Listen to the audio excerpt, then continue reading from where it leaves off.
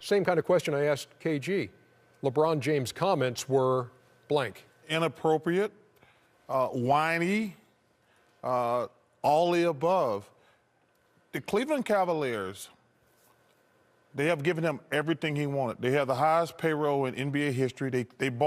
He wanted J.R. Smith last summer. They paid him. He wanted Shumpert last summer. They bought in Kyle Korver. He's the best player in the world. Does he want all the good players? He don't want to compete?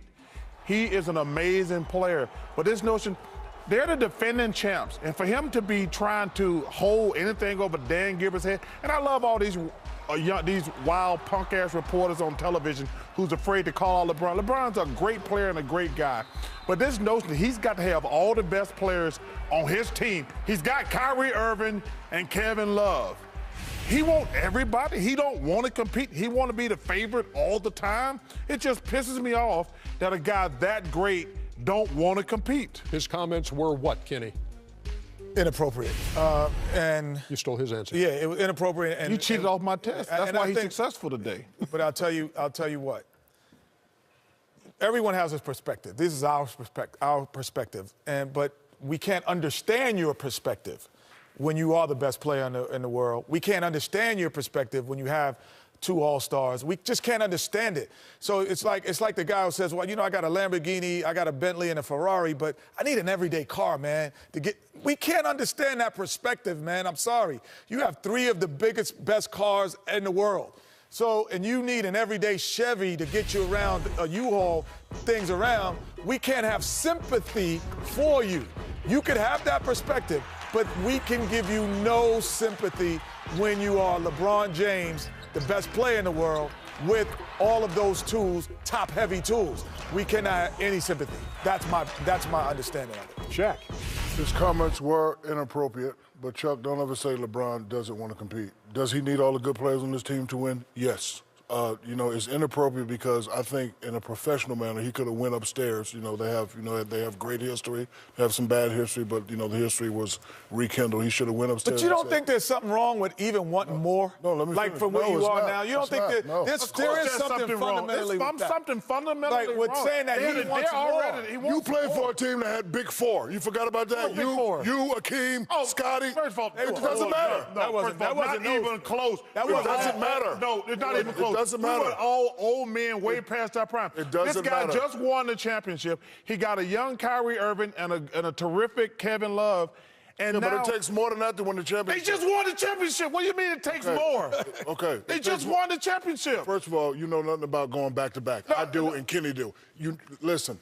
Teams are coming at his head. They need more. They need a big shot Bob. They need a guy like Kenny Smith. They need a playmaker like LeBron said. It's only inappropriate because he went to the media. He should have went to Dan Gilbert and said, hey, I need help, boom, boom, boom. And they should have had a private conversation. But don't ever say LeBron don't want to compete. Hey, listen, he says he needs help. Listen, he's the best player in the world. He's got plenty of help.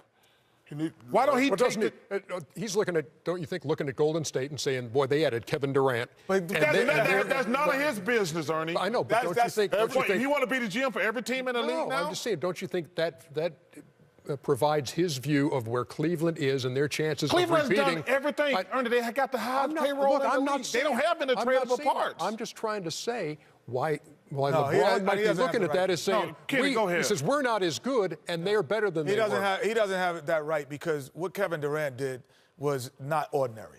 That was extraordinary. That doesn't happen in our lifetime. That's the first time that's happened in basketball lifetime, where a guy who was on a team that was up 3-1 and was about to go to the NBA Finals goes to the team that beats them. That doesn't happen. So you cannot compare what Golden State has to what the world has. LeBron James, regardless, is the best player in the world, the most difficult player to guard at this stage of his career. But he has a right to... We cannot have any sympathy for you. And we can't understand your perspective. Let me say one thing, That's all looking for you. We're not saying that right or wrong. Let me tell you something, Ernie. But when you announce it to the media, you are looking for... First of all, we don't even know what's going to happen in the finals. But if LeBron James is able to beat the Golden State Warriors or the San Antonio Spurs, his legacy is going to grow through the roof. But this notion, listen, the Cleveland Cavaliers have the highest payroll in the NBA. I'm granting you that. I understand that. But Ernie, wait, Ernie, this ain't like a 7-Eleven. You can just go in and buy anything. They're trying to make trades. They got lucky getting Kyle Korver. Like, Kyle Korver's a good player. They gave up Mike Dunleavy, who wasn't even playing. But this ain't like you can just say, hey, let me go get this player here, there. They got the highest payroll in the league. They paying $40, $50 million in luxury. If they were under the cap, he might have a point. But when you're the highest paid team in the NBA. By far. You don't have a leg to stand on when you make that comment. Now, you could say, we need to make our young guys who are here, we need to get them ready quicker and figure out a way, because you have no movable income and movable parts because you are the highest paid team. You did everything that you could do. You spent the most. And that's why I said he should have had that conversation with Dan Gilbert instead of going to the media. Okay. And that's the only problem we have with it, Shaq. No, you're saying he don't want to compete. Do he want to have the best player? Yeah, he want to have the best player. We all want the best players. But he's the defending NBA champion. And they act like they don't players. have a chance. They And have a chance. He's the best player in the world. That's okay, and they need better players. Let's switch gears to the Chicago. Let's switch gears to the Chicago situation. Could things be any worse in that locker room right now? You have Butler and Wade after the game, and then you have Rondo the next day seemingly taking shots at those guys. No, he did. He took shots. Yeah, I mean, but first of all, Rondo was 100% correct. You know, those two guys, one guy's won championship, one guy's a good player. It's easy to blame everybody else instead of trying to make those guys around them better. Ernie, they have blown 2 10-point leads with 2 minutes to go with Wade and Butler. They have to take some responsibility for that. This is very simple to me. Dwayne Wade has been a hell of a player. He's an aging superstar. Miami did not want to pay him. They let him go. He thought it'd be a great story, him going back to Chicago. They stink, and he wants to get out. That's plain and that's simple. Yeah, I mean, I agree with Chuck, and I agree with Rondo, honestly, because you look at, I played with one of the best players ever played, Keem Olajuwon. When he was frustrated at one time at the team, he called out a guy in the locker room. He said, Adrian Caldwell, if you don't come to practice early with me and play me one-on-one, we know you don't want to play now. We know you don't want to play. What happens? The next 15 days, him and Adrian Caldwell playing one-on-one every day. Adrian starts getting to the lineup.